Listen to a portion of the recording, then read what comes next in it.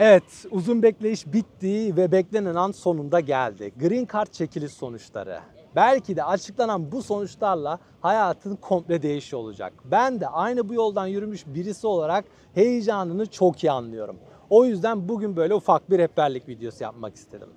Bu videoda sonuçlar Türkiye'de hangi gün saat kaçta açıklanıyor olacak? Sonuçları hangi siteden doğru şekilde nasıl kontrol edebilirsin ve tabii ki kazanıp kazanmama durumundaki senaryoları birlikte bir değerlendirme yapacağız. Lafı çok fazla uzatmak istemiyorum. Hemen başlayalım. Green Card sonuçları Türkiye'de ne zaman açıklanıyor olacak? 4 Mayıs tarihinde Türkiye saatiyle saat 19.00'da açıklanıyor olacak.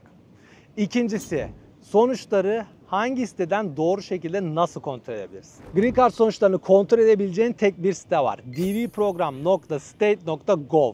Bu site Amerika'nın kendi resmi sitesidir. Güvenebilirsin. Açıklamalara linki bırakıyorum. Tabii ki sitede bir yoğunluk oluşabilir. Bu doğaldır. Milyonlarca kişi o gün yüklenme yapacak ve sonuçlarını kontrol etmeye çalışacak. Siteye ulaşamazsın, sonuçlar gösterilmez vesaire, paniğe kapılmaya gerek yok. Bu saat ve bu tarihten sonra istediğin zaman bakabilirsin. Sonuçlar açıklandıktan sonra bu siteye girdiğinde buradaki check status butonuna basacaksın. Ondan sonra başvuru yapmış olduğunda sana verilen konfirmasyon numarasını buraya giriyorsun. Ondan sonra sırasıyla soy isim, doğum yılı, sadece yıl ve doğrulama kodunu girmen gerekiyor. Konfirmasyon numarasını kaybettiysen buradaki mavi linke Forgot Confirmation Number'a tıkla. Sonra sırasıyla soy isim, isim, göbek ismi varsa göbek isim, doğum tarihi, doğum tarihini ay, gün, yıl olarak giriyorsun. Gün, ay, yıl değil. Ondan sonra e-mail adresini giriyorsun. Başvuru yapmış olduğunda kullanmış olduğun e-mail adresini giriyorsun. Ondan sonra tekrar doğrulama kodunu da giriyorsun. Bu bilgileri girip statünüzü sorguladığınızda karşınıza iki seçenekten birisi çıkacak.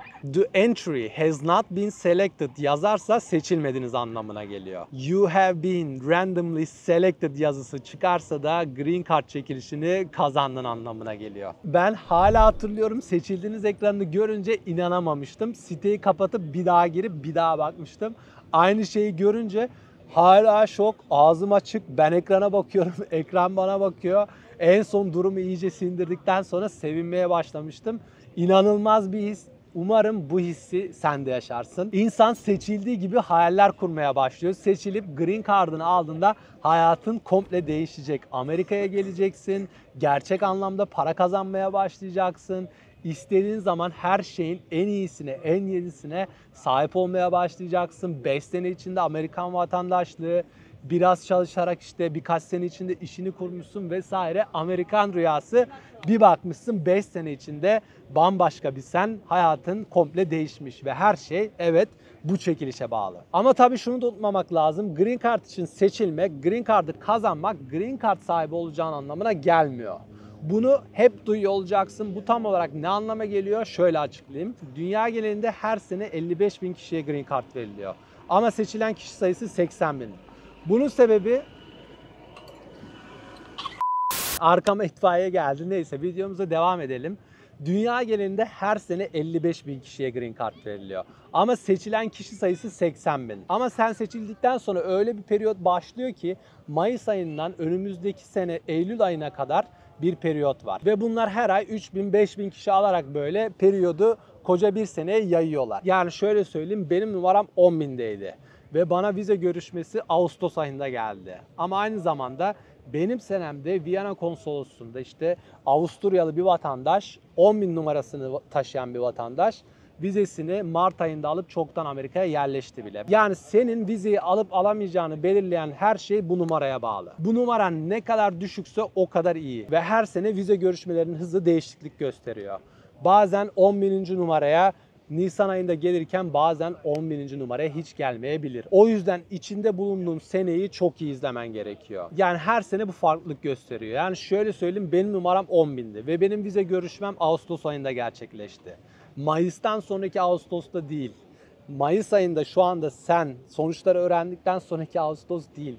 Bir sonraki Ağustos'ta. Zaten Eylül'ün 30'undan sonra Green Card periyodu bitiyor, sonuçlanıyor ve bundan sonra kimsenin vizesi basılmıyor. O yüzden her sene bunun hızı farklılık gösteriyor. Sen de bu sene kazandığında, inşallah kazanırsın, bu süreci çok iyi izlemen gerekiyor. Sıra numarana bakman gerekiyor. Buna göre bir harekete geçmen gerekiyor.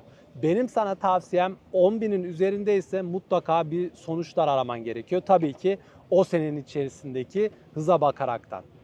10.000'in altındaysa çok fazla rehavete kapılmamalısın.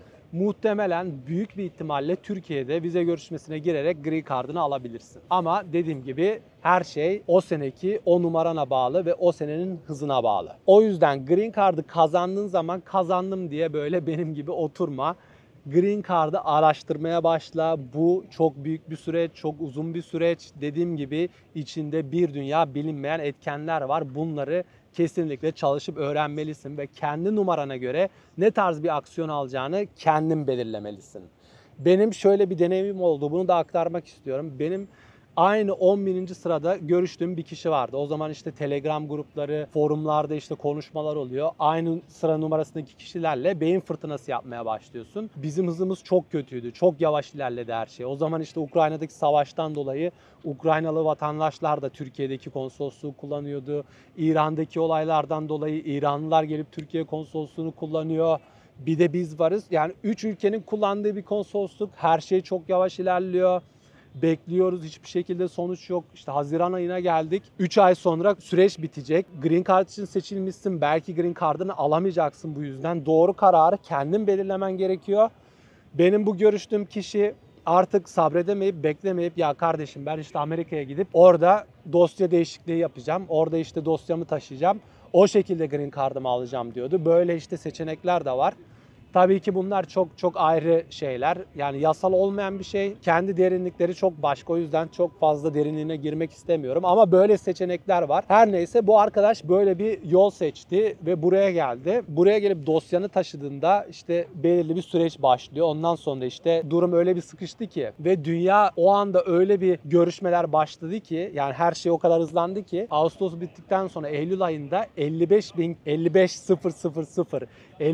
bin vize basıldı ve benim bu görüştüğüm arkadaşa Green Card verilmedi. Yani boşuna Amerika'ya gelmiş oldu, boşuna masraf yapmış oldu, Green Card'ı kazanıp alamamış oldu. En büyük şey de bu. Yani Türkiye'de bekleyip hiçbir şey yapmasaydı Green Card sahibi olabilecekti. Ama kendince bir aksiyon aldı ve bu yanlış sonuçlandı. O yüzden ben sana bir şey demek istemiyorum veya başkaları seni rehavete kapılıp sana yanlış yönlendirmeler yapabilir. Tamamen kendi kararını kendin almalısın. En azından bu kadar büyük ödülü olan, bu kadar büyük sonuçlanacak bir şeyi başkalarının kararlarıyla sakın suya atma. Ve diğer seçenek Green Card için seçilmediğin zaman evet bu çok üzücü bir durum, aşırı moral bozucu bir durum. Ben daha önce 3 kez seçilmemiş birisi olarak bunu çok iyi anlayabiliyorum. Bununla ilgili de şöyle bir şey anlatmak istiyorum sana. Benim daha önce burada Amerika'da başvurduğum zaman ilk 2 başvurumu bir arkadaşımla yapmıştım. O zamanlar işte bir heyecanla işte Green Card bize çıkacak. Şöyle böyle heyecanla başvuruyoruz. Mayıs ayı geldiğinde Green Card sonuçları açıklanacak. Bize çıktı mı acaba oğlum çıktıysa şöyle böyle. Bütün heyecanımızla oturup baktığımız zaman oturuyorsun bakıyorsun çıkmamış. Bütün işte hayaller, hevesler gidiyor. O an işte bir daha mı bir sene bekleyeceksin? Bir dahaki işte Green Card çekilişi Eylül ayında başlıyor, Ekim ayında başlıyor. Ona kadar bekleyeceksin. Ondan sonra bir daha Mayıs ayına kadar bekle. İnsan o kadar bekleyip tabii ki zaman kaybetmek istemiyor. Benim bu arkadaşım da en son ya dedi ki çıkmıyor nasıl olsa bir daha başvurmayacağım kardeşim. Bu ne saçma bir şey dedi. Geldi Amerika'da burada overstay yaptı. Yani vizesini suistimal etti. Burada şu anda Türkiye'ye gidip gelemiyor. Mutsuz bir şekilde devam ediyor hayatına. Seneler geçti tabii ki. Ben de onunla buradayken okul okuyordum. O esnada düşünüyordum işte Green Card'a başvuruyorum çıkmıyor. Okul tabii ki burada benim overstay yapıp illegal kalasım yok. O esnada Covid başladı. Covid'le birlikte dedim Türkiye'ye gideyim. 3-4 ay sonra Covid biter. Ondan sonra tekrar öğrenci vizesiyle gelirim buraya. Ama Covid bitmedi. 1-2 sene sürdü. Ben işte aldığım kararları sorguluyorum. Ya işte yanlış bir karar aldım. Arkadaşım burada işte Amerika'da çalışıyor, para kazanıyor, hayatını devam ettiriyor. Türkiye her ne kadar gelemese de bir şekilde mutlu. Ben burada olmak istiyorum, burada değilim. İlk sene evet güzeldi. Ailemle, arkadaşlarımla vakit geçirdim. İşte Covid'ti, bol bol vakit vardı herkesin. Ama ondan sonra buraya gelmek istiyordum işte. Öğrenci vizem bitti, turist vizesiyle gelesim yok. Tekrar 6 ay burada kalıp dediğim gibi illegal şeyler yapasım yok. Ne yapacağım diye düşünürken Green Card'a başvurdum. Ve tam Covid biterken Green Card sonuçları açıklandığında Green Card'ı kazanmıştım. Şöyle bir baktığım zaman yani daha önce o kadar ben 2015 senesinde geldim ilk buraya. O dönemden beri Green Card'a başvurdum. 3 kez turist olarak geldim, öğrenci olarak geldim. Hep burada kalıcı olmayı hedeflerken en sonunda Green Card çıktı. Her ne kadar o anda işte sonuçları öğrendiğim zaman kazanamadığımı bildiğim zaman dünyam başıma yıkılsa da birkaç zaman geçtiğinde işte birkaç sene neyse ondan sonra bazı şeylerin neden başına geldiğini anlıyorsun. O yüzden sana şu anda tek diyeceğim evet şu anda kazanamadıysan bu dünyanın en üzücü şeyi ama dünya dönmeye devam ediyor. Yapacak bir şey yok. Yere düştüğünde kalkıp devam etmen gerek. Ne kadar erken kalkıp devam edersen o kadar iyi. Bazı şeylerin zamanı gelecek, senin için de gelecek. Sana tek diyeceğim bu. Yani benim hayatımda her şey bu şekilde gerçekleşti. Bugün de burada Amerika'dan oturup sana konuşurken bunları gönül rahatlığıyla söyleyebiliyorum. Emin ol, senin de zamanın gelecek. Amerika'ya gelmek için 50 tane farklı yol var. Evet, ben senelerdir bunu deniyorum. Bazı konular hakkında çok bilgilendim. Bu kanalda bunları aktarmaya devam edeceğim. Yani farklı vize türleri sadece Green Card değil. Bu bir çekiliş. Buna bel bağlamamak lazım. Buna bütün umutlarını bağlamaman gerekiyor. O yüzden Amerika'ya gelecek 50 tane yol var. Bunu gerçekten istiyorsan, gerçekten içinden buraya gelip burada yaşamak varsa araştırman gerekiyor. Bunlar için çalışman gerekiyor. Ve tabii ki hala abone değilsen bu kanala abone olarak benim tecrübelerimden yararlanacağın videolar yapacağım. Bu videolar sana umarım yardımcı olacak.